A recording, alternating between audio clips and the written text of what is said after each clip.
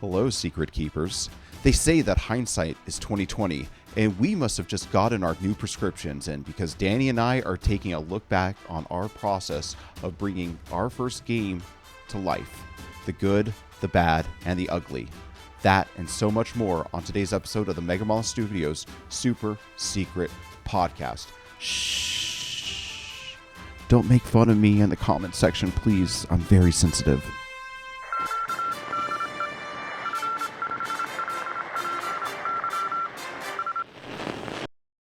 Welcome back to the show, Secret Keepers. I'm your host, Mara Jade Stan, Joel Watts, joined as always by Danny, ultra critic of Joel's intros into the podcast.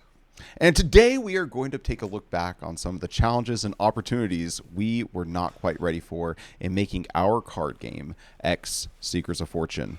And we will be presenting our learning moments to you in the internet's favorite format for consuming knowledge, a top 5 list. But first... Ooh, listicle. They call that a listicle, don't they? They do call that a listicle. And, Danny, we need to get those clicks, those views. We just have to succumb to what works, the listicle. We got to succumb to the listicle. Yes, we will. But we'll do that right after our conversation starter. The thing to get the ball rolling, get the soup cooking, the question of the week. Oh, God. I thought it'd be something different this week. Well, it is. It's always something different. But it's still a question. I know, and I'm actually milking it really hard this week because hindsight is 2020, but foresight is at best the sort of blindness where you can see light and shapes around you. No one's going to ask you to be their designated driver or fashion consultant. This week, I have a few predictions that I want us to make about the world in 2030 as a bit of a time capsule, so people can either let this just fade into history if we're wrong, or we can point to it and gloat about how right we were. Can you promise that you'll never say that you're going to milk something hard again? No. All right. So are you ready for these questions? And, if you want me to posit my answer first, feel free. But I just have 3 right here that we can lock in our votes. Okay. First, actually, you know what? Let me end with that. I'm going to go with the second question first. Okay. So first of all, will the Apple Vision spatial computing system, not just the Vision Pro, but the entire system, wherever it goes, will that be an everyday occurrence? Will we be wearing it, or at the very least, would we see somebody wearing it every single day of our lives? In 6 years? Yes. I'm going to go with yes. I don't know that we'll use it every single day in 6 years, but I do think if you're out and about, you might see somebody using it. I think that this is going to have traction the way that, prior to the iPad coming out, tablets didn't really stick. And then the iPad came out, and now tablets are pretty ubiquitous. I think what people didn't understand about the tablet pre-iPad is that technology is specifically meant to keep small children quiet. And you know a lot about that. Oh, boy. No, for real, though. I think that the spatial computing is huge. I think getting away from the mouse and the keyboard is huge. I'm totally ready for it. I think that Apple usually is the company that seems to be able to figure out the right user experience for broader adoption. I think, I don't think we're going to see it overnight, but, by 2030, I would not be surprised if the vision is something that you see out in the wild on a daily basis. Yeah, I pretty much completely agree with you there. I mean, I think like the iPhone, we've talked about this already, but my opinion is, would you have guessed the iPhone to be not just the most popular phone in America, but also basically the basis for every phone of today? Back when the iPhone first came out, I think none of us had that imagination. We didn't realize that we were looking at the thing that was going to just be the blueprint for every phone that exists today, except for you have to really go out of your way not to get this style, what they call the candy bar style phone. And even then, it's probably still something that's derived from the candy bar style phone. It's really hard to find something that looks like an old Nokia. And just because the Apple Vision Pro, the first one that came out, isn't for everybody and it's very expensive, that doesn't mean it's not going to evolve and iterate, and more people are going to use it. It's going to become smaller and smaller, more and more useful. I mean, the same thing with the Apple Watch. Like, this thing did so many different things until they figured out, like, the thing that people really wanted it to do was to be their fitness, first and foremost, their fitness tracker. And then they really honed in on that. So I think, yeah, just give Apple 6 years and, it'll probably have taken over the world. And it'll go from being something that looks obnoxious from a distance to just being normal. And you're just going to see people being like, while you're standing in line at Starbucks. On the subject of the Apple Watch, I recently was rear-ended at a very high speed, and my airbags deployed, and a lot of things just went off, but one of those things was the Apple Watch.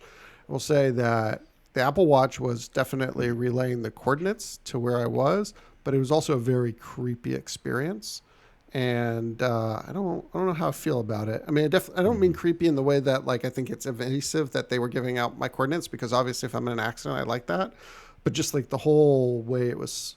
The whole, like, I don't know, the way the information was conveyed just was really surreal and creepy. And, I mean, I'm in favor of the feature for sure, but I just wanted to point that out there. It was a little firsthand experience. Yeah, you had that firsthand experience, and I got the firsthand experience of being on the phone with somebody who just got rear-ended at a high speed because Danny, like, we were on a phone call, and I think my mind was sort of elsewhere. Like, we've been talking a lot about X Secrets of Fortune. Whenever I get an opportunity to not think about it, I usually take it. So Danny and I were on the phone, and then his call just dropped. And it happens. We often travel to places where the signal just goes out. And I was like, okay, he'll get back to me when it's time. And then I receive a text message from Danny saying, I am okay. And I was like, is this for me? Because I was like, what are you talking about? And it like, from my perspective, the call ended so abruptly. I did not hear any of the car crash sounds. So it was kind of creepy from that end too. You could be on the phone and hear somebody perish due to a car crash and not realize what you're hearing. They probably should come in and say something so you know that it's a somewhat of an emergency situation. Maybe it should be like, this user has been, in a collision and their phone line is now needed for emergency services. Goodbye. Something like that. I don't know, because it was kind of weird not knowing that that's what Danny had just been through when we were on the phone with each other just prior to it. Yeah, absolutely. It was an interesting experience, but just to be clear, in case, anyone is wondering, it was a hands-free call. I had both my hands on the steering wheel. There was nothing crazy. And when I said I was okay to Joel, I simply meant that I was not dead. Yeah. Well, I never expect you to be completely okay, Danny. Yeah. No, but that was scary. But I guess somewhat relieved to find out it was a rear ending. It wasn't like Danny was the cause of the accident. So no, I did not cause it. In fact, I avoided being in a much larger accident because I had to stop short to not hit the car that was in front of me, and that car actually hit the car that was in front of them. So I stopped, but then the lady who took me at full speed apparently did not have a driver's license. Oh, yeah. Gets juicier. I hadn't asked for the details. That's a juicy detail. It was a juicy detail. No, well, we should probably... There's only so many juicy details we can discuss in public, though, so we should probably move on to the second prediction, and that is, will DC finally put out better movies than Marvel and take over the comic book movie landscape? Now, this is a controversial question because some people are going to be like, well, they obviously already have the Snyder cut of the Justice League.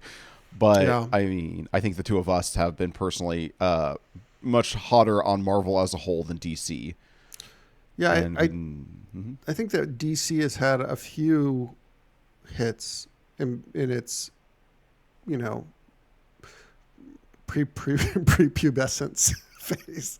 I thought Wonder Woman, the original Wonder Woman, was pretty good. I thought the Matt Reeves Batman movie was good. And I'm talking about everything that happened post Nolan Batman. Yeah.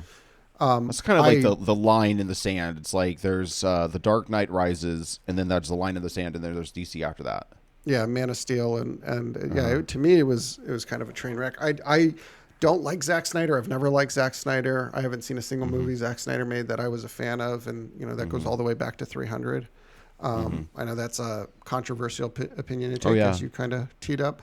That being said, I have a tremendous amount of confidence in James Gunn. I think Suicide Squad was, the first hint of what a new DC would look like. The DC heroes are great. It's just as great as anything Marvel has on their side of the fence. They just haven't had. Honestly, I think the problem with DC has just been that they tried to get to Avengers too quick.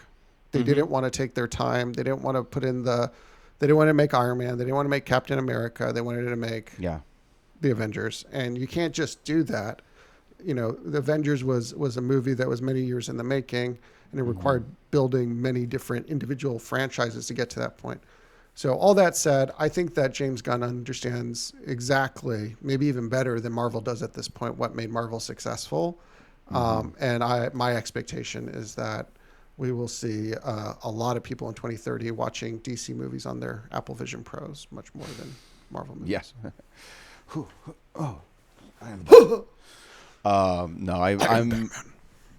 I think that Marvel's kind of like, you know, they had a hot hand and they played it all, but they kind of did burn through their resources, and they have to do some rebuilding. DC's in a much better place to already ahead of that process. So also I feel like, controversial take, I don't know exactly which way Marvel's going, but I feel like they could have just used a clean slate and then start again with like X-Men as like the core concept and just start back from scratch. But instead it feels like they're just trying to plug the X-Men into everything they already have going on. And so I just feel like it's going to muddle things.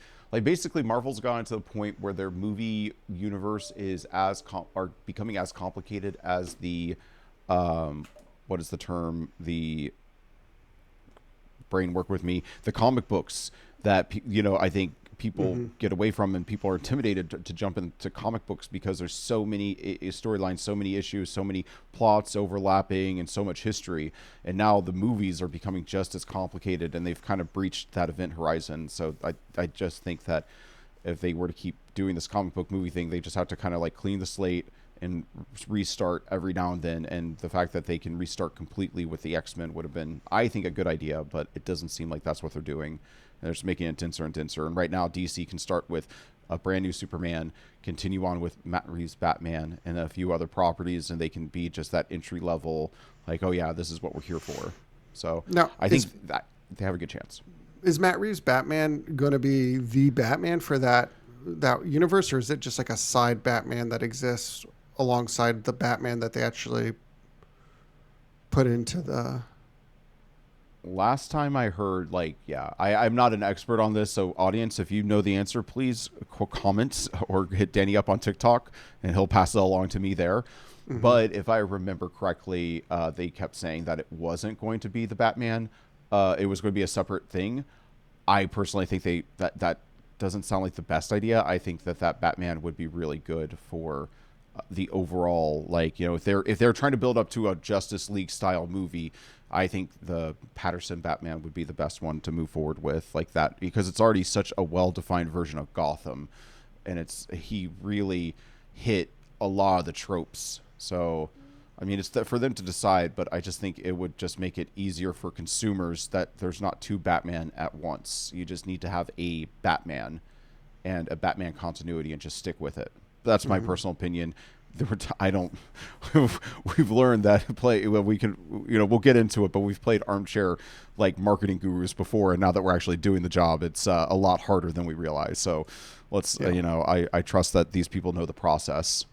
So that leaves me to the first question I thought of, but really is like the capstone question of, the predictions to make. By 2030, will Taylor Swift have become the commander-in-chief?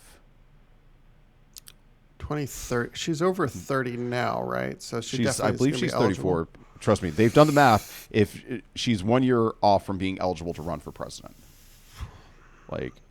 some people make the argument that she would be old enough to be president by the time inauguration would happen. I think that's what I've heard.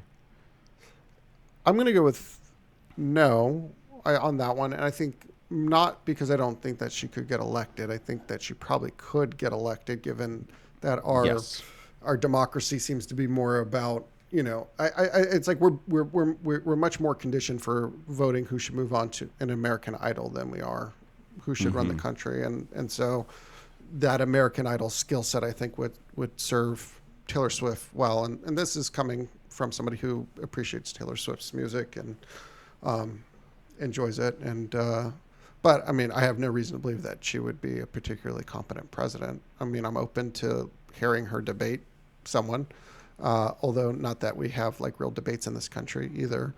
Yeah. I don't think so. And I think it's going to be, for similar reasons for why I don't think, Jon Stewart's ever going to be president. I don't know that she actually wants that, right? Like, that's the most important thing. It's not just like, are you popular enough to become president? It's like, do you have a desire to be president? Do you actually think that that's the best use of your time? Is that the biggest impact? I'm going to say that I think that Taylor Swift will be politically active. I think that she will be an important person to win the endorsement of, and that she might be a kingmaker for our generation. But I don't think that she'll actually be sitting in the Oval Office As Madam President. as Madam President. Yeah. The real question is, like, hypothetically in that scenario, I mean, is Travis Kelce like first man? Oh, yeah. We'll see. We'll see. Yeah, I don't know. That would be so funny to hear him speak as first man. He might have to go through just a little bit of eloquent school. Here's a pitch for a movie, My Fair Lady, but with Travis Kelce, going through elegant school, and I'm getting a call for some silly reason from Miami, Florida, of all places. We'll find out what that is in voicemail. But yeah, Travis Kelce going through, elegant school or whatever, finishing school in order to be a appropriate first man, because the guy is fun, but I've heard him talk, and it's not what you would expect. He's definitely needs a little bit of refinement, but maybe not. I think our generation kind of is over refinement. That's true too.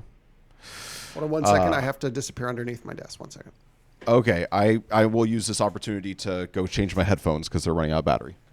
Okay, I'll use this opportunity to say how Joel's never at his desk while we're recording podcasts.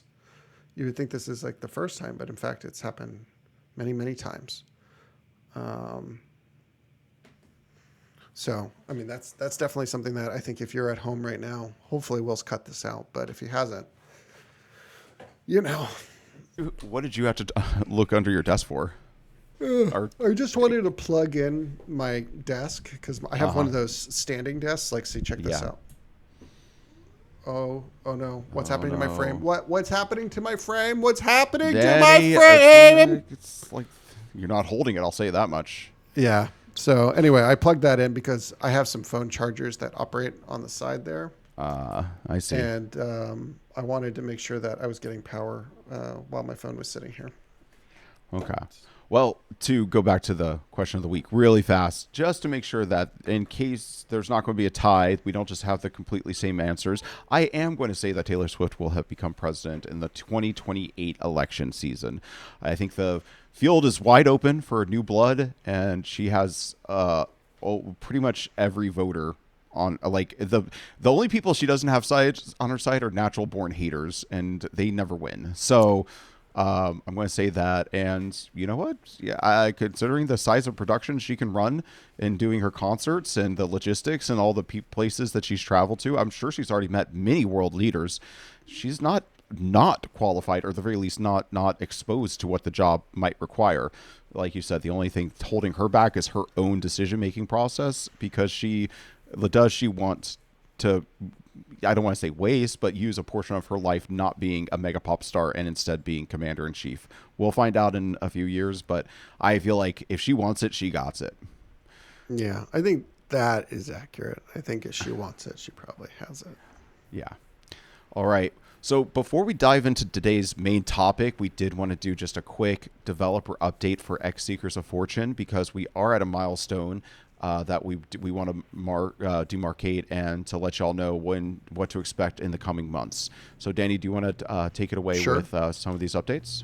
Yeah. So the big exciting news is that we've actually finally completed graphic design on the base game, the box, and the player aids. We've also have virtually all of the art complete. There are 4 pieces that are in rough phases. They're good enough for a prototype, but they're still being finalized for the final version of the game.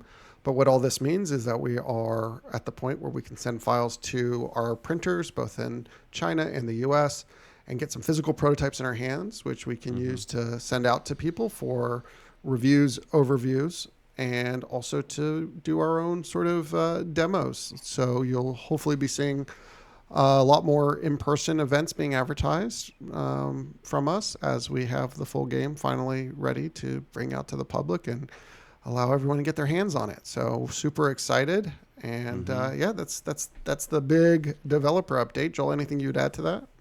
Well, just that we're really excited and gearing up for having the decks, having the cards and the box in hand, so that way we can go out and take pictures of the actual game. The cards, being physically real will make a huge difference to people like curious about the project. We're really wanting to see, for the marketing side of things, will having, instead of just having the digital files of the images of the cards, if having like the cards being held by people's hands and looking like they're actually in a space, if that'll make a huge difference on selling the game.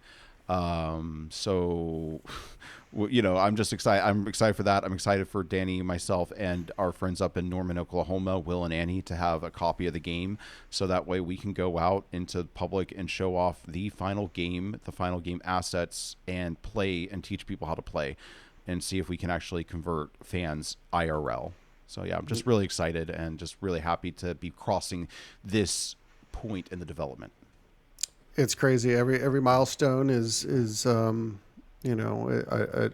big revelatory moment. I think we picture these moments from afar, and then when you finally arrive at one, sometimes it takes a moment to even hit you that you're doing the thing that you've been working towards for so long.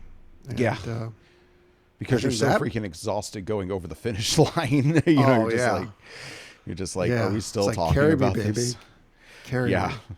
We all could use a Sam to, carry us up Mount Doom. But we thought, though, for the show today, for the main topic, since we are at this milestone and we get a chance to catch our breaths and look back, this might be a great time to talk about the things that we wish we had known going into making our card game. In fact, we're going to go over 5 things that we wish we had known before starting on our project. So let's just dive into it, Danny, right? How about that? Yeah, let's dive into it. Let's dive into the listicle. Number 1, the game wouldn't completely sell itself. And this is what we've learned about marketing. Yeah. So we were just saying just before our call, it's like the design of the game is the easy part. That was actually, I want to go back to that. I can't wait to design our next game, because that first set where it's just you and I talking and there's no expectations necessarily for the game. We just want to get it up and running. That was really fun. But what would we learn that comes after that, Danny? Yeah. So I think, before you ever make a game, there's like this feeling of like, well, how do I even make a game? Like, that's got to be so hard. But I think once you kind of figure out how to do it, and then you make a game, you're like, okay, like, especially if you think it's a good game, you're like, okay, like, this is a good game. Like, once people see it, it has a cool theme, like, they're going to want to buy it. They're going to eat it up. But it's more difficult than that, because sometimes it's not super easy to even tell what something is from afar, especially online, especially if, you only have digital assets to represent it. And, this last couple of months has very much been about us figuring out how do we communicate to the world what our game is, why they should like it, what's cool about it. And that has been a lot more difficult than I think, we originally anticipated. I think part of that challenge is, when you're designing a game, especially in the way we designed a game, which was, couple of friends just hashing it out, talking on the phone, play testing online, not a care in the world. Didn't matter if the game was ever going to see the light of day or not. There's really not that much pressure associated with that, right? Like, it's just whatever pressure you put on yourself, to solve a problem. But once you get to the point where you have like an actual business and you're having to deliver a product to market, and it matters whether or not the game is successful or not, because there's other people who've put a lot of time and energy and resources into the game becoming a reality, you feel that pressure. And I think it just compounds, the challenge of it. So yeah, I wish I knew that a little bit better before we jumped on in. It wouldn't have changed anything for me in terms of my willingness to do it, but I think maybe it would have got me thinking about, the marketing and positioning of the game a little earlier in the process. Yeah, and there's only so much. I mean, there's how should I say? There's only so much you can do before you have major decisions, but it would definitely have maybe caused us to make some different decisions about how we divided up our presence online.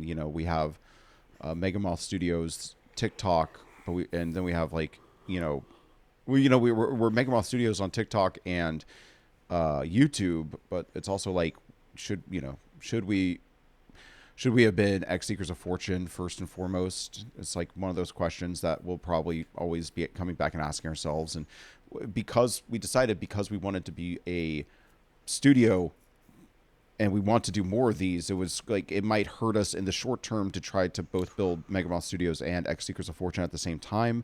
But we decided, whether right or wrong, that it was worth it in the long run because we'd like for people to think of X Seekers of Fortune as being a Megamoth Studio product. And then that way, the next time they hear Megamoth Studios, they will then associate that with the quality that we believe we're delivering. So but if you're starting out, it's definitely a question you want to ask yourself. And we more retroactively justified that decision because of just, the names that we caught on and the accounts that we used. But, if you're going into this, you might want to think, well, I'd rather just be the game first. And then figure out the studio thing after the game is already sold. But the other thing that you're going to need to be prepared to do is in terms of marketing in general, you need to be prepared to pay somebody to do it for you or to learn to do it yourself. And that means becoming a digital market guru of sorts, or at the very least an expert of marketing your product digitally. And that's something we're still on an uphill climb of, and we could probably dedicate, once we figure it out, an entire episode of the Megamoth Studios podcast too. We have worked with a fair variety of different, a few different people about marketing, but at the end of the day, I do think that if you want to be in this for the long haul, you're going to have to become a marketer of some caliber. You're going to need to learn to do a lot of it on your own, or at the very least be able to have a fruitful conversation with an expert. Yeah, I think that's a great point. I think understanding that even to be effective in this space, you have to self-educate and come up to a certain level. Otherwise, you're really at the mercy of what, is being told to you. And it's very difficult for you to think from first principles about whether or not something is working or not. So I think finding the right resources, finding the right partners, but also not just stopping there and saying, okay, I have people who can do this for me. Actually taking a little bit of time to educate yourself so that you can have an intelligent conversation that goes a few layers deeper than just, is it working? I think all of that is tremendously important. And I think that you're right to remind people that this isn't solely on your shoulders. You don't have to be able to do this all yourself. I mean, everyone's going to have different resources. Everyone's going to do this at a different scale. But if you can, find people who can come in alongside you and help you, whether you have to compensate them or whether there's like some other form of partnership or bartering or whatever you can do to kind of make that work for you. But don't ignore it if you expect your game to get to market. The other one thing I just want to say, this is broadly applicable, I think, to this entire list. These are the questions as you listen to this list. I hope that if you're at home and you're in the process of making your first game, or you're thinking about making your first game, or maybe it's just you're making a game and you're asking yourself, do I want to be a game designer or do I want to be a game publisher? Right? Think about what we're just going to say during the course of this conversation, because you do not have to publish your own game, right? You do not have to be a game publisher. And a lot of the heartache and woes that we talk about during this list is going to pertain more to the publishing side, to the design side. Some of it applies to the design side, but a lot of these things can be avoided just by saying, I'm a game designer. I work with game publishers, but I am not going to self-publish. I'm not going to publish other people's games. I'm just going to be focused on myself. We are a publisher. We are self-publishing X Seekers of Fortune. We are going to work with other designers to publish their games and bring those into the world. And so a lot of what we talk about during the course of this podcast is going to be targeted towards people who are on a publisher's journey more so than just a designer's journey. Yeah, because I do think that design. I mean, I don't want to toot my own horn, but I did let my mind wander while you were talking right there, and my brain already like started to build a new game or a new mechanic. Sick brag. Whilst, yeah, I can't. I have an idea, and I kind of I don't want to want share to it with you. brag, but I Also, tuned yeah. out while you were talking. But what I mean to say is that you are correct. Designing is the easy part, and that's ultimately what it comes down to. If you want to actually be a publisher, that's where the marketing comes into place. That's where building websites and packaging and all that. Like if you want like designing, like what brings us all here is designing, I think, and you could easily just have ideas are a dime a dozen. It's executing on them. There's a reason that is a saying. Ideas are a dime a dozen because so many people think, oh, I have such great ideas. If I could just have somebody do all the other work, all I'd have to do is provide the ideas. And it's like, dude, the guy who's doing all the other work also has great ideas. They don't need your great ideas. Yeah. You're. And if they took them, they would buy them. Like I said, they would buy them for a dime a dozen. And that was like a saying from what, the 50s, 60s? I'm sure with inflation, your ideas are worth like pennies by the ton. Yeah, I don't know about that exchange rate, but that whole Ollie G segment comes to mind where he's like pitching products to people, and he's like, okay, I got an idea for a hoverboard, and they're like, okay, but how's that working? He's like, that's where you come in. Exactly. So just remember, like, have fun, have the fun while it lasts, like with the design portion of the game. Just like make sure you really enjoy that era and get the most out of it. But don't worry, it's not over yet when it comes to designing the game. But we'll get to that here in a moment. We right now though will be moving on to the number 2 entry in our list, which we have named "You Need to Find Yourself," and this specifically is about networking. So one thing that Danny always loves to bring up whenever we're talking about this, and one thing you could observe if you're an avid viewer of the podcast, look at how many names that we've had on from the board game community. And this has been pretty easy for us. The board game community, I mean, relatively, the board game community has been very inviting, very welcoming, and very eager to speak with us. Just by going to a convention and, interacting a little bit on social media, we've gotten most of our guests, most of our guests have come to us. Danny, is that correct? I think that it's maybe less black and white than that. I think it's mostly that we have coexisted in shared spaces like conventions, but more than anywhere, social media, and TikTok in particular. And we make our own content. We interact with each other's content. And then slowly but surely, you build some kind of rapport, and then that turns into some sort of friendship. So for, yes, we do have people approach us about being on the podcast, and we're always happy to talk to those people. We love having anyone on that has an interesting story to tell, or something to educate our audience about. But we've certainly reached out to a good number of people as well, especially early on. Before you have any guests on your podcast, people don't necessarily know what to expect. But once you start having people on and people get to see, how you approach conversations, then I think that it's a little easier to have people come to you with an interest in being on the show. But coming back to this idea of finding yourself, I think you don't stand out in the market by acting like everyone else, right? Like no one's going to notice you if you blend in, right? And what that means is you really need to think about how you want to be perceived in the world, how you want to present yourself as yourself in the world. And then you need to go out there and do it. We were just on the phone with another publisher, and he was talking about how when he started, he did not want to make content. It just was somewhat antithetical to who he was and how he'd like to comport himself in public. And that's kind of how I am. I never thought that I would do social media like TikTok. I didn't think I was going to be on a podcast. I'm a much, fairly private person. I haven't really wanted to express many opinions publicly, despite the fact that I have now.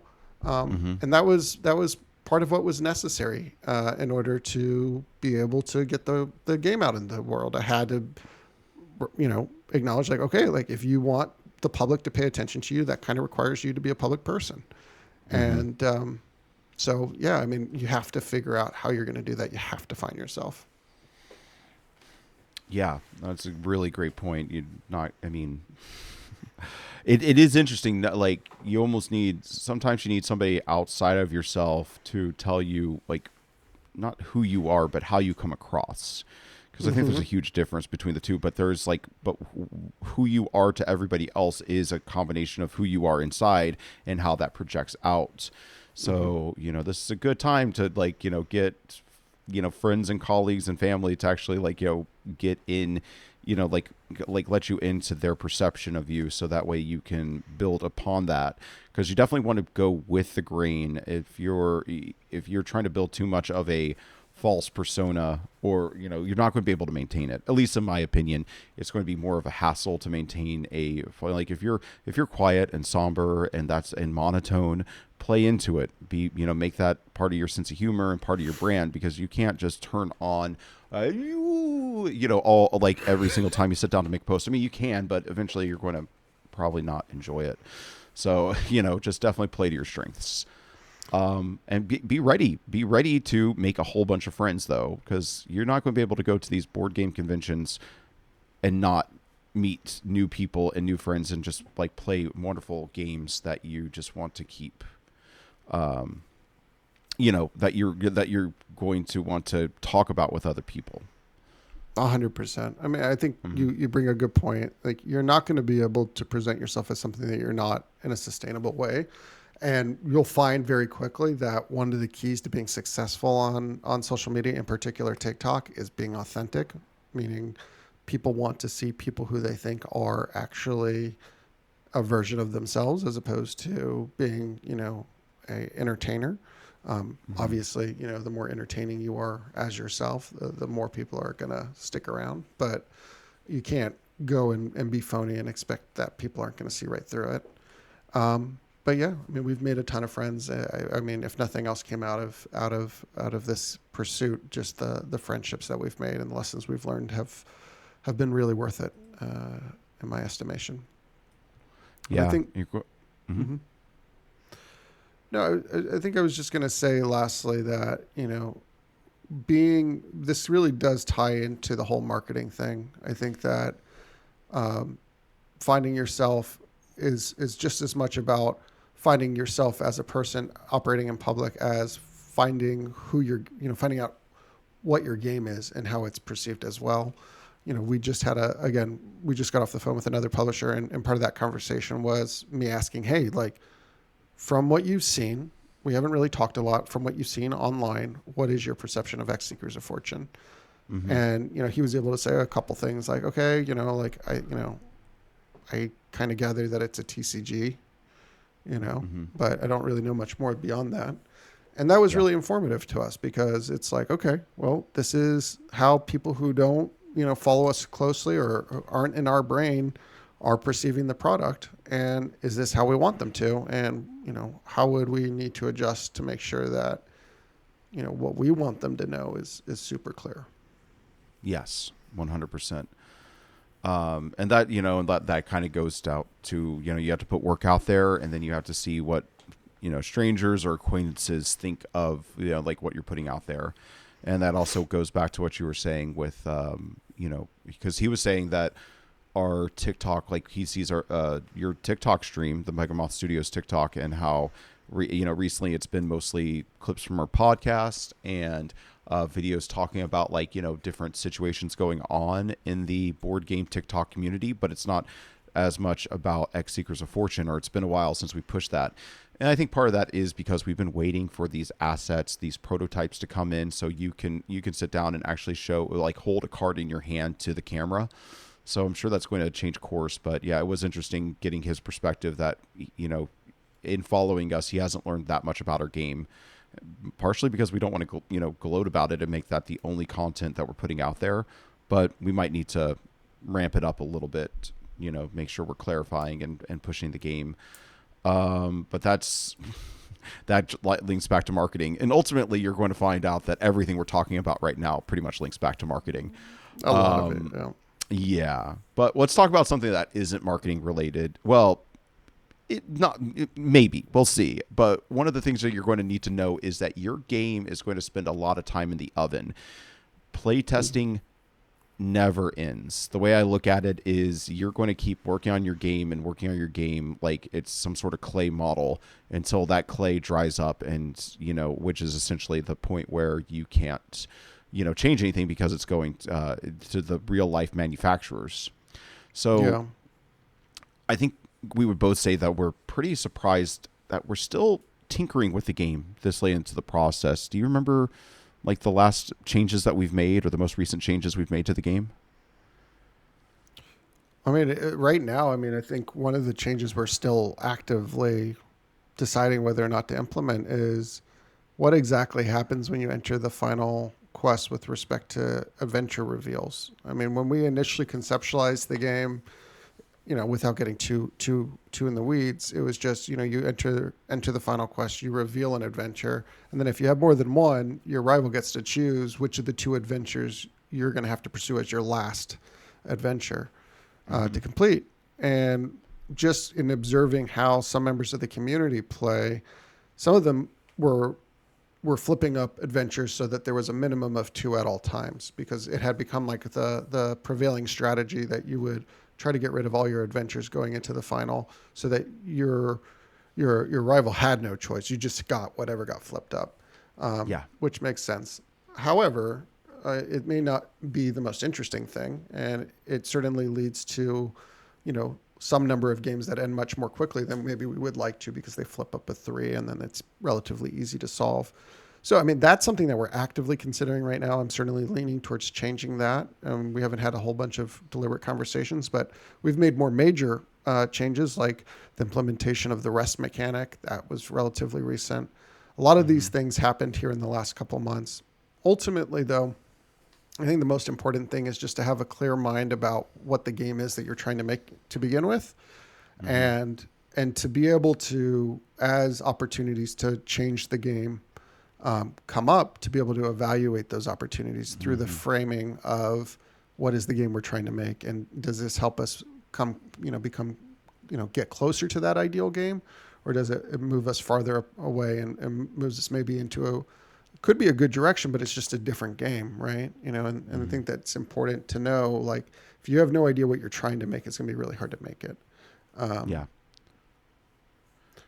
So I think that's primarily it. I mean, I think we finished the game, and the design of the game, near what I would say probably like May, we finished the design of what we would call the base game, May of 23. Yeah.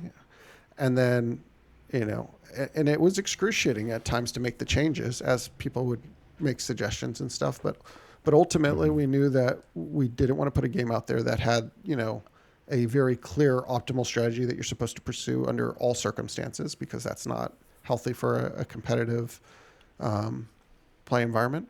And we knew that we wanted the game to not have an abundance of negative play experiences. So we worked really hard to eradicate elements of the game that would lead to, an unfun play experience for people, an unacceptably, high, with an unacceptably high occurrence rate. Yeah. I mean, the thing that I've been tracking, and yeah, that's always been our primary goals. We want this game to be like just like knife's edge balanced. We always say that you basically lose the turn before you win. It's like your rival often you're set up to be in a winning position, and your rival has to go for it on their turn. And if they pass turn back to you, the chances of you winning are super high. So it usually comes down to one turn, which is where we've wanted most of the games to end, because it's just so dramatic and so like memorable, having all those close calls. The thing that I've been tracking recently in this whole our game still being in the oven and still baking is we're asking ourselves questions now that we, because we're refining the instruction manual, there's like been just questions that have come up that have caused us to have to provide 3 different answers for them. I don't remember exactly how it came about, but we essentially decided to put something like, we call it leverage. Magic players would probably think of it as tapping. And we put that in the game just recently because we realized that we have all these abilities that say once per turn you may. And, our friend Andy, who's been helping us with this, has always stressed that you want a game that you could walk away from because the pizza guy delivered your food and come back to and remember exactly the game state. So, we were just like, well, how do we represent once per turn you may? And it's like, well, you turn the card sideways. Like, we're reinventing the wheel over here. But because we, had to ask that question, then all of a sudden that opened up other questions and made us have to define things that were already happening, but having to go in and like put more detail into that, what was once just a facet of the game. Now we had to zoom into it and like really add the detail into it to make everything work properly. And that's also something, it's like you can get more and more granular as you go along in the game making process. And it's sometimes, you don't have to have it all the answers today, because if you're working on the game as long as it needs to be worked on, you will eventually have to answer the question. Maybe not today, maybe not next week, but maybe a few months from now, maybe a year from now, because, eventually you're going, 2 years from now.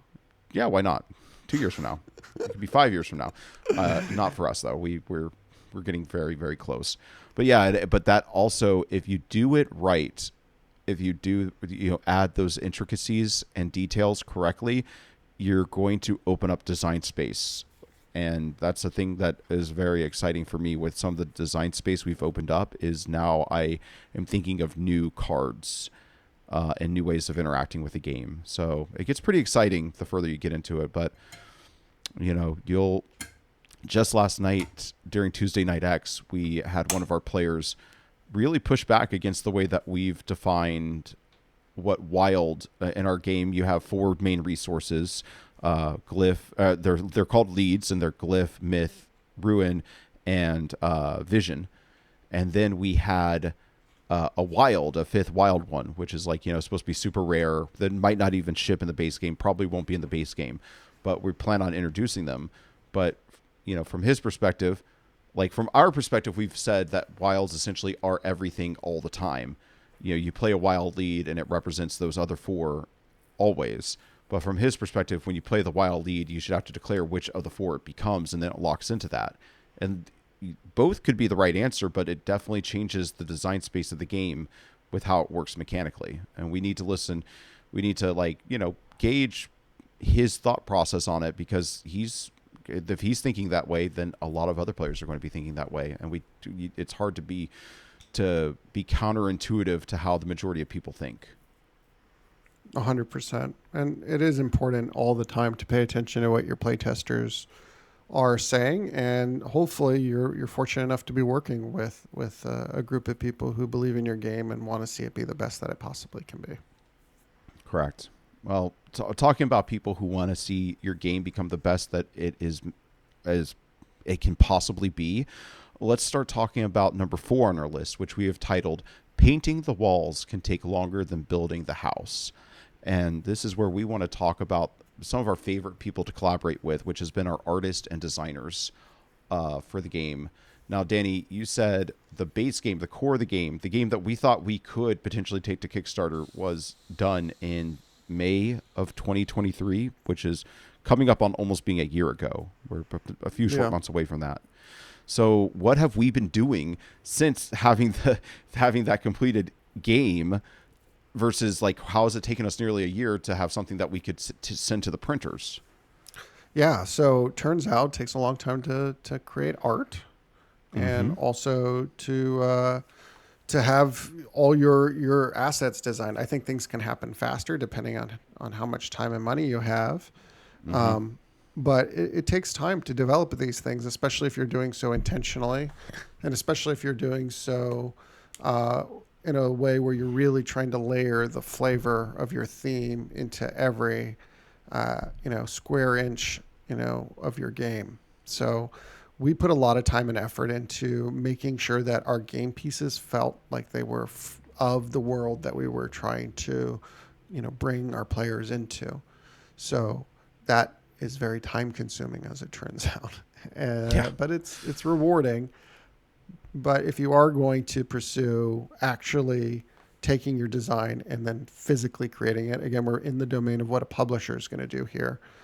Know that it's going to take time. Know that it's going to take money. Be patient, be deliberate, and find people to work with that you know you can work well with, because there are some immensely talented people out there in the world. Some of them might even be within your price range, but if you're not compatible from a communication standpoint or, a workflow standpoint, it's not going to lead to results that either of you is happy with. So, yeah, a lot of time, and be prepared for it. And there are ways to do it faster, but it just, again, it depends on how intentional you're going to be about the process. Yeah. I I would say that, it was, I wish we could go and look back on the emails, but just the idea of how long it took our graphic designer and us to come into agreement on the most what is truly the most important design in the game, which is the leads that I was speaking of earlier. The majority of the time, your hand is going to be filled with leads more than any other card, and all the other cards' designs sort of derive from key decisions made on the leads. But these are like, but a lot of people looking at the game from the outside would think that these are the most boring or most generic cards in the game. But because of that, because they were so plentiful, they needed to be so spot on. And it would have, I mean, but the time it took from us to, embarking on designing the leads to us finally having them done was a lot of back and forth with our graphic designer. And it was good work that we had to do. But yeah, it's like if you want to, especially, and I'm sure we're both in some ways we're probably the best clients to work with, and in some ways we're probably the most annoying clients to work with, in the sense that we have art backgrounds, we have design backgrounds, we have just storytelling backgrounds, and because of that we have a lot of opinion about what we'd like to see, and so we are much more engaged in the process. I'm sure some of y'all out there aren't going to have that. You're just going to rely on your designer, or some of you out there are going to just do it yourselves. And that has, its positives and its negatives. But yeah, if you're working with other people and you care, you really care, and you're not just like letting them go and do whatever they think is best, you're going to have a lot of back and forth, and you're going to have to do exploratory work with them. There's times when we had, just a day dedicated basically to back and forth talking with one of our artists, just to get a thumbnail, a rough sketch of an art that we wanted to use, and just to get us all on the same page as to what this art was going to look like when it was done. And, making sure we had an agreement basically before they do the hard part, because, a quick sketch is easy, much easier than getting all the way to the finish line just to be told that it doesn't look right. Yeah, 100%. You gotta be clear from the beginning what it is that you want. Otherwise, it's going to be a very expensive process and a very frustrating process for both parties. Yeah. Fortunately, I think we avoided most of those expenses. We didn't have like many pitfalls, but they're bound to happen, and better to acknowledge that something's going the wrong direction and kind of like halt it and reel it back in, than to just keep moving forward and get to the end of the process and realize that you have something unworkable. I did also want to say on this topic something that I noticed is, we multiple times along the way we printed out our game, whether it was going down to FedEx or Kinko's or whatever, and printing out color sheets of paper and cutting it up and putting it in like proxy cards, putting the paper in front of a card and in a sleeve to create proxy decks, or actually going to the website Game Crafter and getting prototypes made through them. We've done that multiple times, and something I will be forewarn you of, and why you maybe wait. Sometimes it's worth the wait unless you have to really show off your product for a specific event. Every single time we made an upgrade to an asset, whether it be as simple as like taking an Action X card and changing the words on it to clarify what it does, or to change the Action X card's ability completely.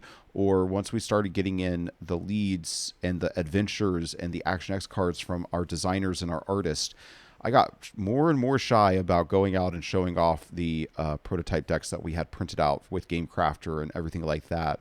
So just note that those earlier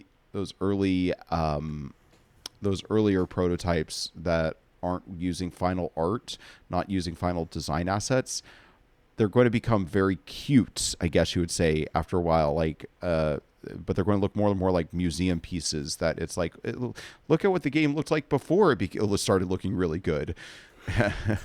Then and that's just going to cause you to not want to. You're not going to want to flaunt it as much. So just be careful about how much time you invest in those earlier prototypes, and just know that you're, like I said, you will start being a little bit more shy about it. That's why we're having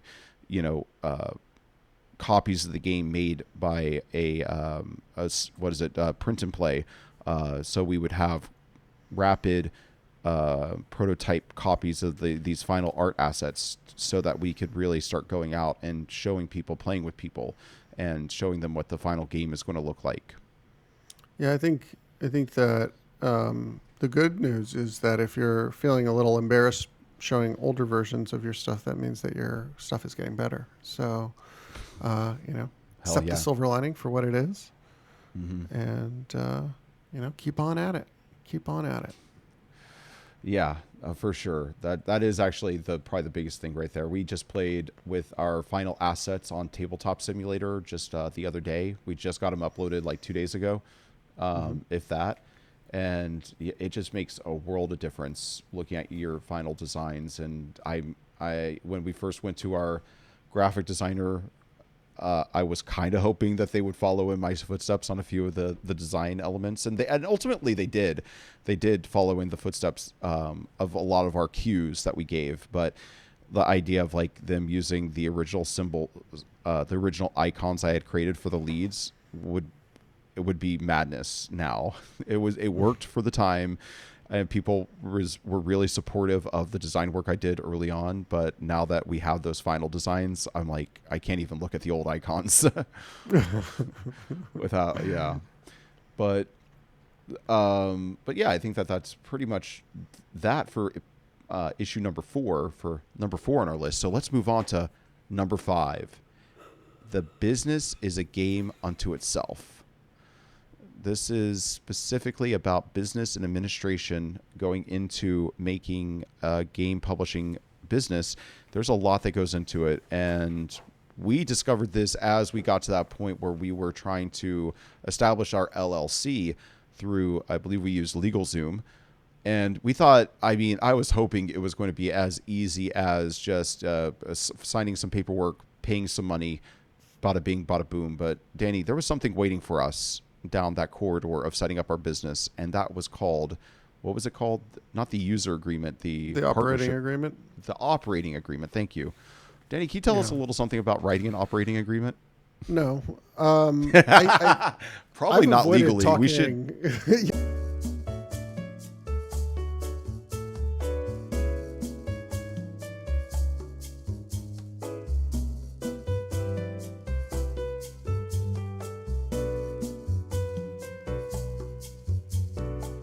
Well, okay, hold on. Let's walk that back. And well, I don't know that we should be putting any of this in here, but basically, what I would say about the operating agreement is that the accountant and lawyer that we had look at it found it to be acceptable. So that's okay. That's good. I don't want to get into the specifics of all the ins and outs of how we do business behind the scenes, because I think that everyone's situation is going to be different, and the scale at which you do business may differ, and also how you structure business may differ just based on who's involved. But what I will say is that if you are intending to be a publisher, if you are intending to take your game and turn it into a business, there's just going to be another litany of things that you're going to have to keep track of. There's a whole nother game you're playing at that point, a game of compliance, a game of building and maintaining working relationships, of building and maintaining budgets, making sure that people get paid, making sure that documents get filed, making sure that you're collecting W-9s and the things that come along with working with independent contractors. There's a lot of things that come with that. And so if you're on the fence and you're sitting there and you're saying, I've designed a game now, do I want to make it a business myself? Do I want to be my own publisher? Do I want to go down that road? I think that you have to ask yourself, one, are you going to be doing this yourself? Or are you going to be doing it with someone else? And two, are you or the combination of the two of you or three of you or whatever it is, business minded enough to take on these challenges? And beyond being business minded, like, do you have the attention to detail? Do you have the bandwidth to take on this additional responsibility? Because anytime you start spending money, the pressure gets ratcheted up. It's not just a fun game we're making anymore. It's a bunch of money that has been sunk into a hope and a dream, and the goal is to get that money back at the very least, with the game out into the world in the hands of players, ideally without you losing your shirt in the process. So I personally don't want to get too much into the weeds. I think in part because of the disclaimers Joel gave, which is I don't know that we're in a position to give anyone sound advice from a business standpoint.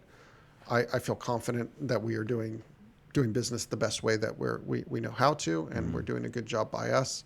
I don't know if it's right for anyone else, but I do want people to be aware that if they are going to go down the publishing route, if they are going to bring the game into the world themselves, they have to be ready to play the other game, which is the game of business.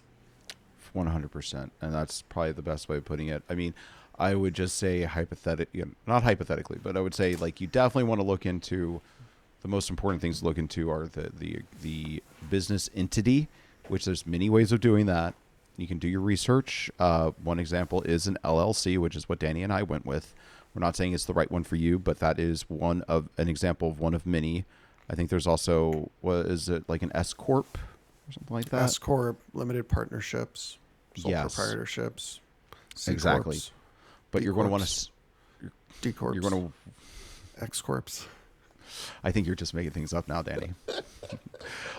You're going to want to look into those and choose one for yourself. You don't want to just go out guns a-blazing and do all your business transactions through your name and through your regular checking account. I mean, that might be okay at the beginning just to get the first few things set up, but the sooner that you are doing business as an entity, the better.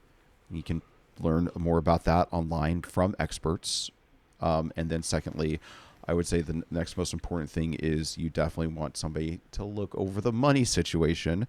You should have budgets, and you should have accounts, and you should have W-9s for the work that you get done on what is it called? I just blanked, but you need to have these documents that, like, tax documents, invoices. You're going to need somebody to, like, look through all that, make sure it's all put together. So you're probably going to want to look into some form of accountant. I'm not saying that you have to. I'm just saying if these are the two things that these are just the two things I would highly recommend doing your research on, and these are part of the business that you're going to find boring, that you're probably not going to be as into, but this is a long-term game, and you have to get these things established. But once you get them established, for the most part, you get it established and you follow the protocols and it works. So I'm not saying you only have to do it once, but it is kind of like one of those things you mostly have to do it once and then do some maintenance here and there. Yeah. I think if people are interested in us going more in the weeds on any specific topic pertaining to business, let us know, and then we'll try to find one of our partners that is involved in that portion of the business to come on and provide a little bit more expert guidance. I mean, ultimately, I think the biggest piece of advice that I would give anyone who's getting into the business side, I think Joel and I have adhered to this from the beginning. It's, if you don't know how to do something, find someone who does and work with them. You don't need to be able to do everything. In fact, you should aspire to only do the things that you feel like you do exceptionally well and outsource everything else. Because if you focus on what you're exceptionally good at, particularly if those are high ROI activities, particularly if you're getting a great return on the investment of the time. Those are the things that you want to be doing. You don't want to be spending your time, you know, typing, something to a Word doc that someone else could do for you if you're not particularly good at it, passionate about it, or it's not making you money doing it. If you can afford to leverage the help of professionals around you, um, and I recognize everyone's going to have a different situation with their availability of resources, but don't feel like you have to do it all yourself. If you have the ability to enlist the help of others, please consider doing so. Yeah. I think that kind of brings us to our final point. And like any good listicle, we actually had a secret number 6 that we didn't tell you about up front. Yeah, this is almost like the PS, but we wanted to let you know that we needed to remind ourselves to be human. And that there's a lot of things that go into the statement, but the main thing is you've got to allow yourself. There's a lot of steps in this process, and that we're making this list for a reason. But you have to allow yourself the opportunity to make mistakes. It is just part of the human nature. You're going to make the wrong move here and there. You're going to need to take some time away from your project and recoup yourself. You need to remember to have a healthy work-life balance. Danny, what are some things that you do to get away from X Seekers of Fortune and Megamoth Studios? Oh, I don't think I'm the right person to ask that question. Yeah, it's true. You like the big difference between us is like you will go for a walk, your exercise, and be on the phone and do business. And I like when I do exercise, I prefer it to be like I don't want to say in silence. I'm usually listening to music or something, but I like to be isolated or solitary while doing my exercise. So yeah. But that's the point. We are. It's so easy when all this pressure's on the project and you actually love doing it and you want it to become your daily life.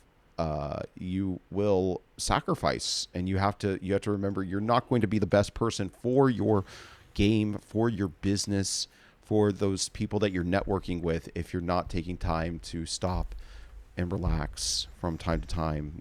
Probably a little bit a day. You're not taking care of your health. You're not taking care of your diet. These things, these are the basic foundational things that got you to the place where you had the energy and the space to start on this project. Like if you hadn't had those things put together, you probably wouldn't even be thinking about trying to make a game and trying to make a company. So don't let yourself forget to do those things, those maintenances on your body and on your soul, just because you are now filling every waking hour that isn't your day job with your side hustle.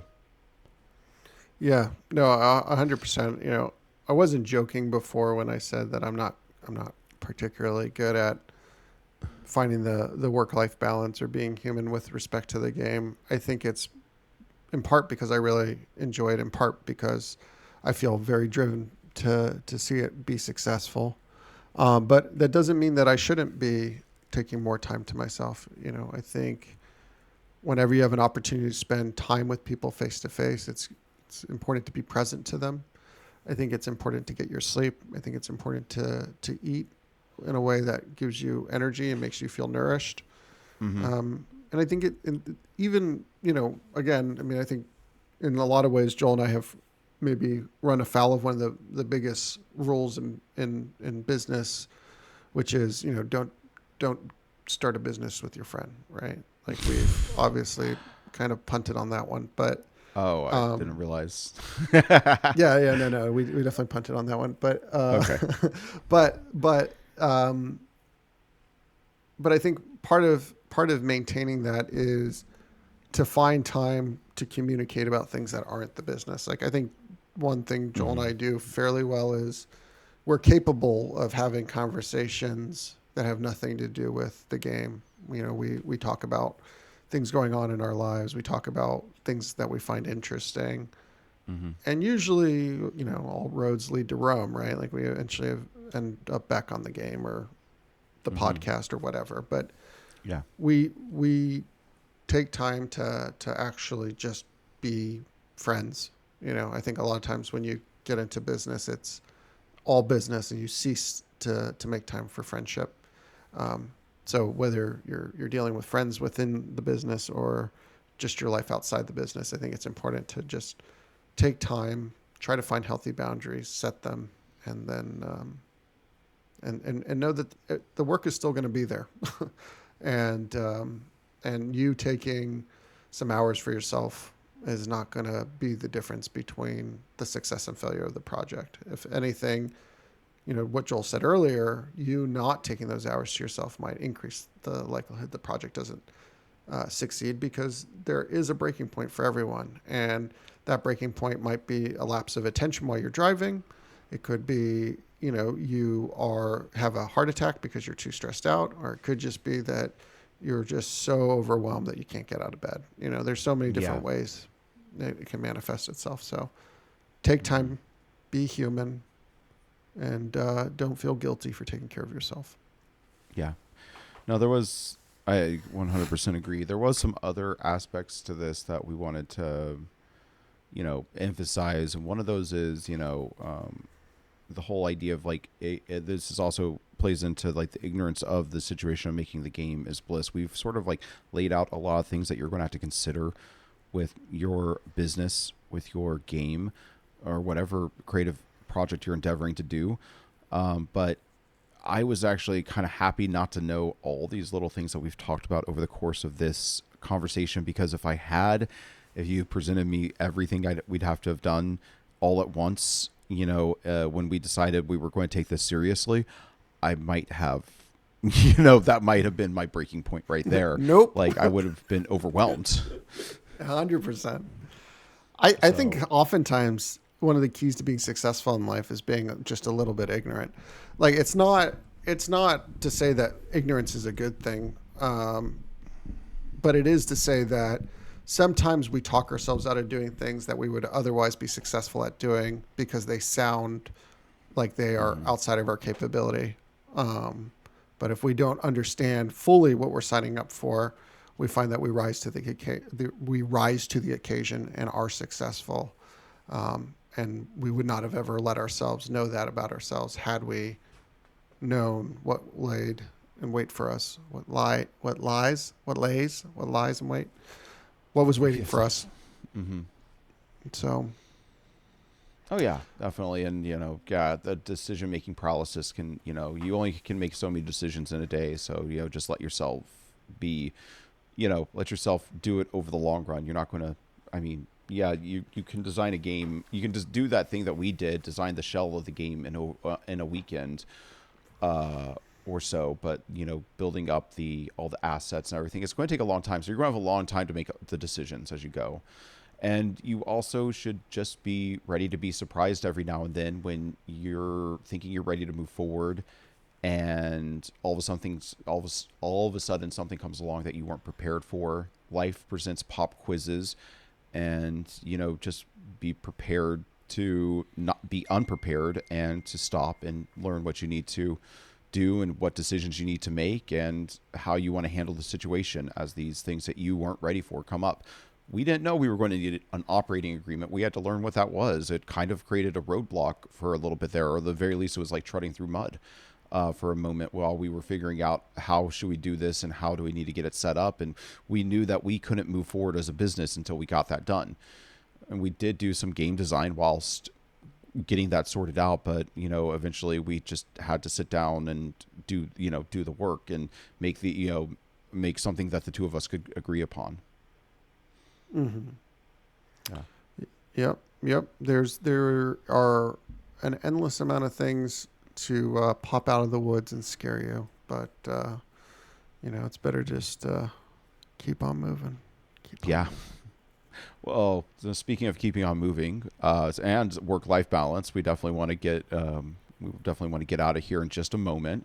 This has been a great conversation, but Danny, do you want to just recap really quick those six high-level things to keep in mind that we took away from this? Sure, absolutely. So number one is that the game wouldn't completely sell itself. You have to be, ready to go out there and stand up for your game, to talk about your game, to sell your game, and to understand how to communicate about your game to the public. Two, you need to find yourself. This pertains to networking. You have to figure out how you fit into the marketplace, how you fit into the industry. You have to show up and learn how to be a public person if you're going to operate in a public space. Three, the game is going to spend a lot more time than you think in the oven. Don't be discouraged if you're finding yourself continuing to make changes long after you thought the game was done, all the way up until its release. I think one thing that comes to mind, one saying we used to, I think, talk about a lot when we were in creative writing and that kind of great, work, artistic works, creative works are not completed, they're abandoned. I think probably the same is true of games. There's probably always a little bit more that can be done, but at a certain point you have to walk away. But don't be surprised if there's quite a bit of tinkering going on all the way up until that sort of final abandonment.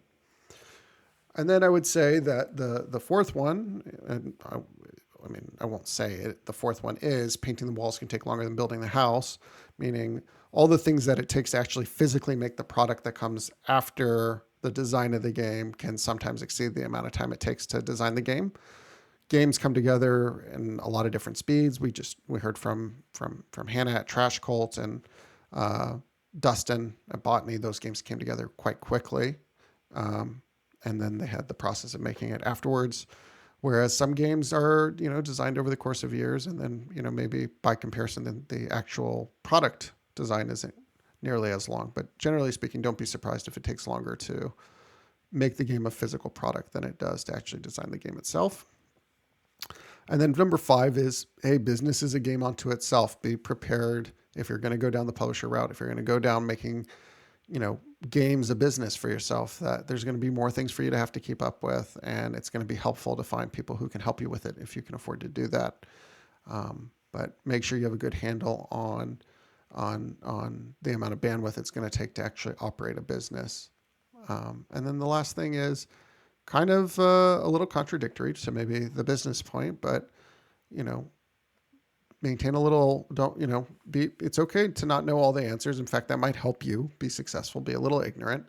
And then also make sure that you find time to be human, find time to not think about the project, not think about the game. It's hard. And especially in the beginning, it's all you want to think about and it's exciting, but it's definitely not a 100-meter sprint. It's a marathon. And if you're going to do this for the 2 to 3 years of, like an average game life cycle of development, you're going to find yourself getting exhausted if you don't take breaks to refill your cup.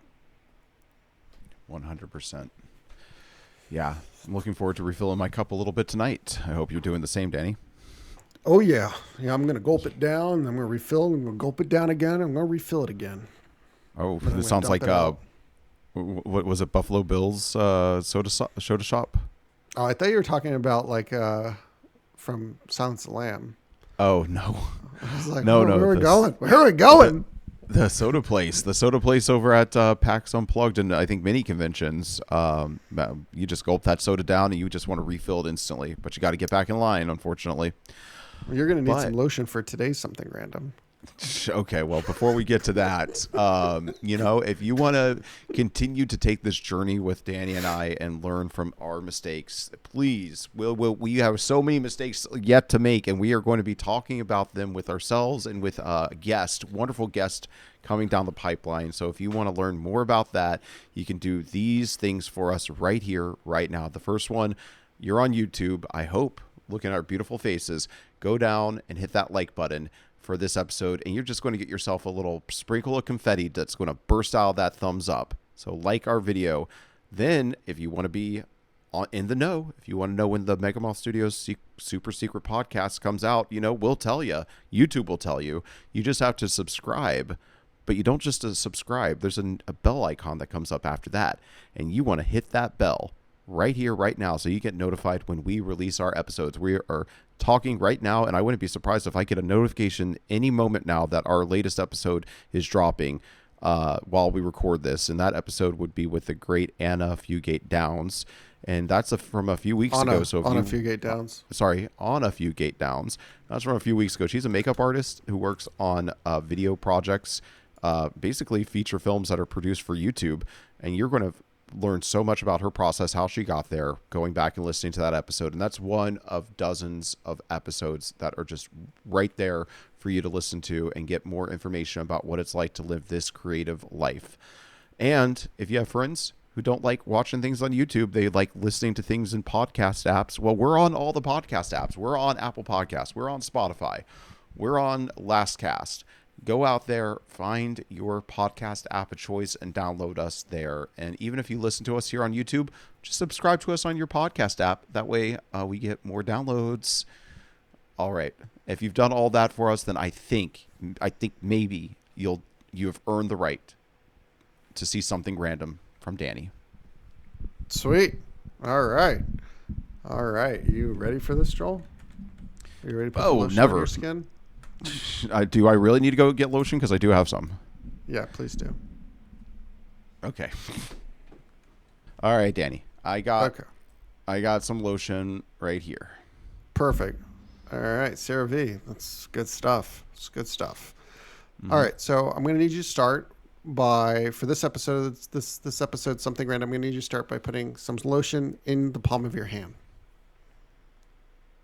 It doesn't matter which palm, just a palm. Okay? Like, that's fine. Okay. And okay, so I have some questions here I'm going to ask you. While I ask you those, I just need you to gingerly rub this into like the temple area of your forehead, and then just slowly work it, and it'll all make sense here in a minute.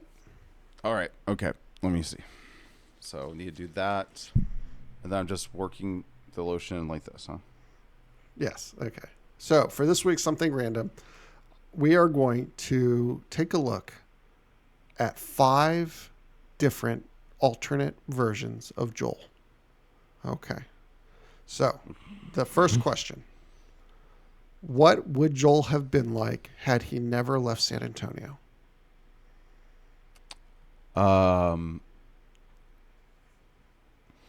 That is a very, very interesting question, and I don't totally know the answer. I imagine I would probably be delved into a scene maybe further. Maybe I would have become more into hard rock and heavy metal, because that's a very big scene out in San Antonio.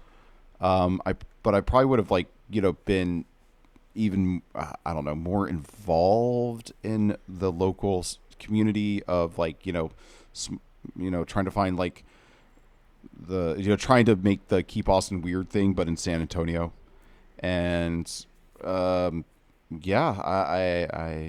don't know the full extent of what I would look like, but I'm guessing I might have resigned myself, which might have been a wise move, to go and learn a trade to be my day job. So that's what I'm going to imagine. I'm going to be a tradesman who it has a passion for the art scene and the music scene, and is sort of plucking away on a solo project, unlike what I learned to do with you, Danny, which was to be a part of a creative group.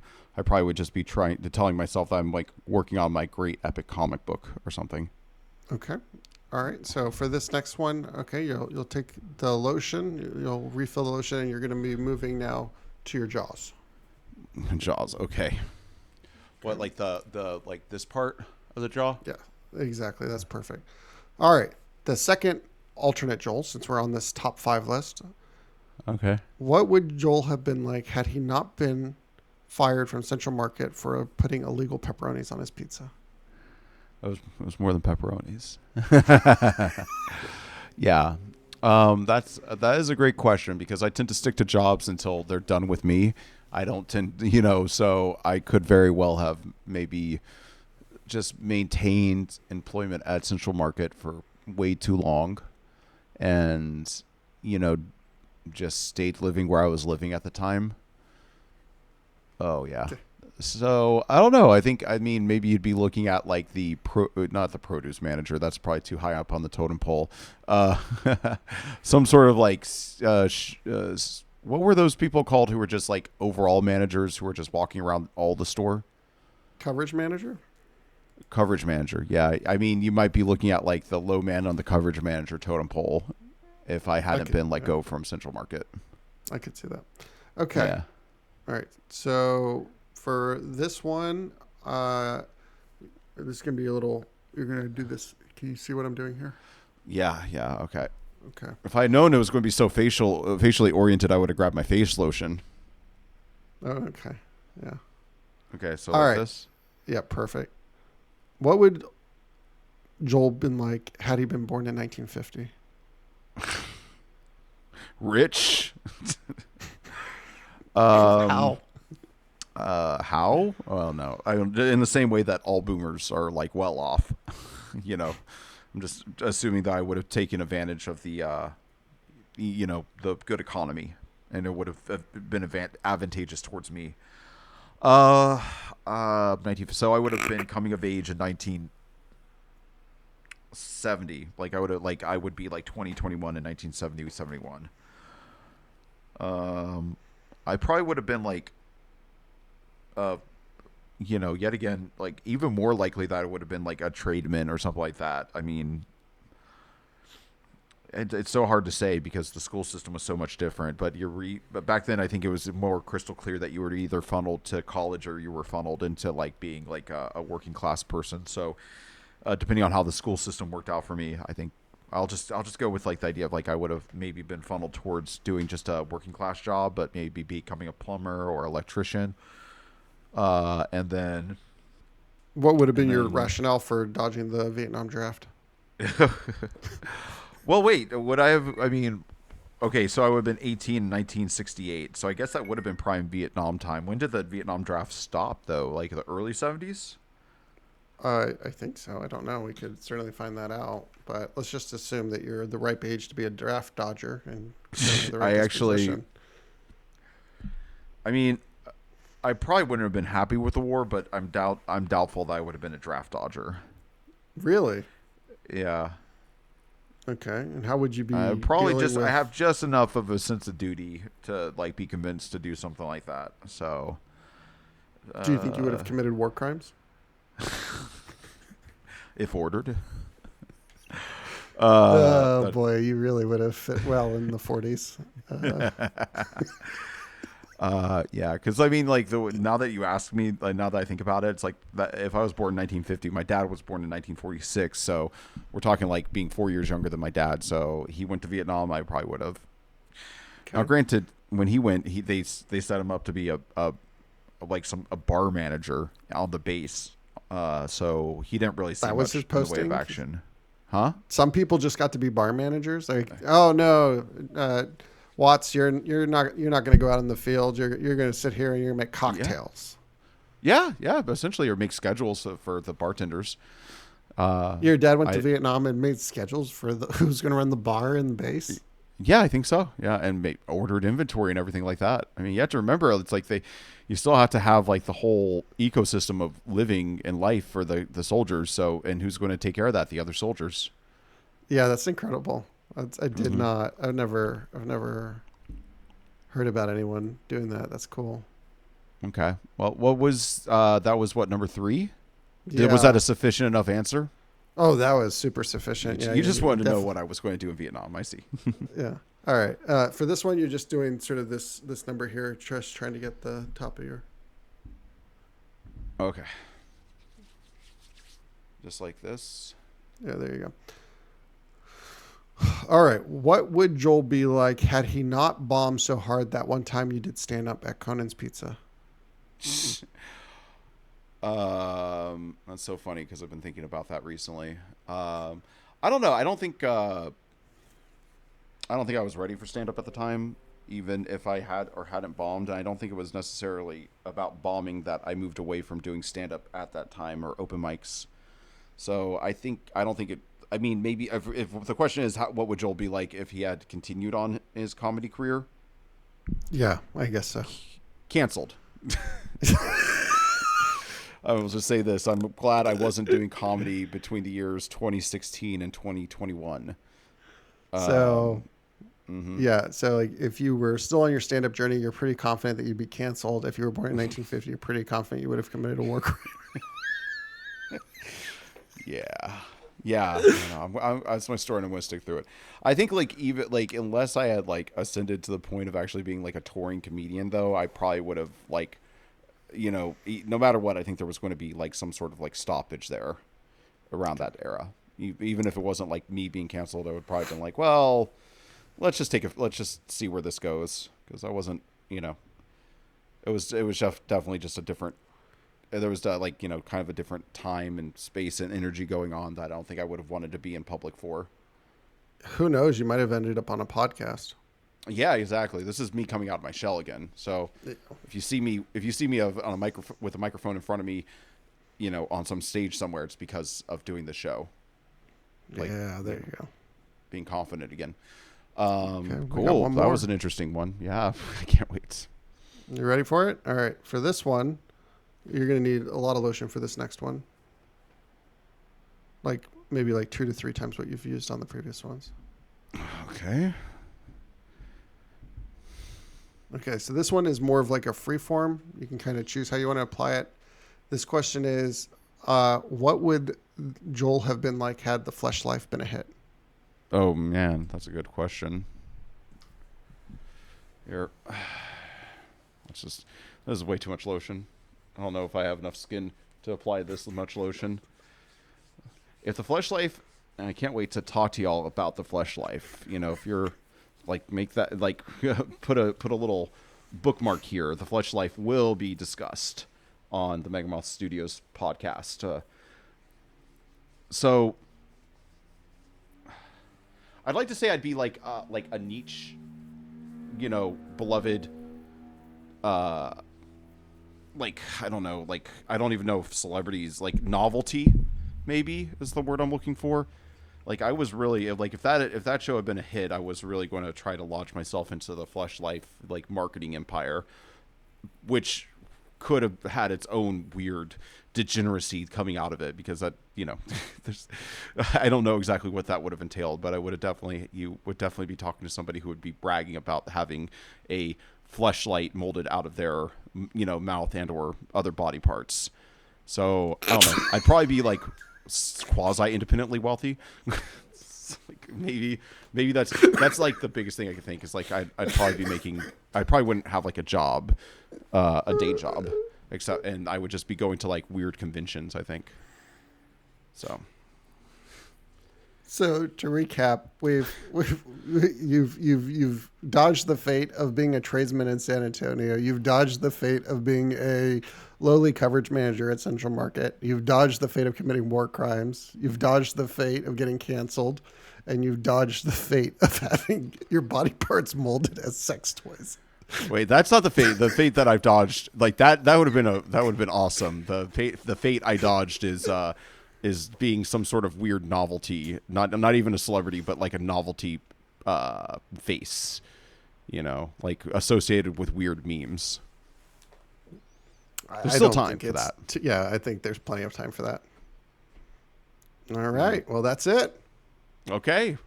Well, Danny, thank you so much for that trip down memory lane. I did not expect to apply so much lotion to my skin today. I was very, very surprised by that. And also just like giving me an idea of like, like kind of what is that? It's a Wonderful Lifing. Some things I've been thinking about recently. But that does bring us to the end of our show. Usually I ask this of the guests, Danny, but I might as well ask you, Danny, where can people find us? Yeah, sure. People can find us at Megamoth Studios on TikTok. They can find us at x_seekers_of_fortune on Instagram, and at Megamoth Studios on Instagram as well. And I believe it's just X Seekers of Fortune on Facebook. And obviously, if you haven't found us on YouTube, you should probably find us on YouTube, or Megamoth Studios on YouTube. Mm-hmm. And there is an X Seekers of Fortune YouTube page, but it is still in its infancy. So you might want to check there as well for some content if you want to watch games being played of X Seekers of Fortune, which why wouldn't you? Mm-hmm. But yeah, I think that's it, for the most part. Okay. Well, thank you so much, Danny. And I want to thank you for, just being my co-host and my podcasting partner and my business partner. Sure. But yeah, this has been Danny. I have been Joel, reminding you that you must start somewhere. So why not here? Theme music by James Holden, produced and edited by William Wymore. Yeah, I mean, that whole lotion thing was completely improvised. I have no reason for it.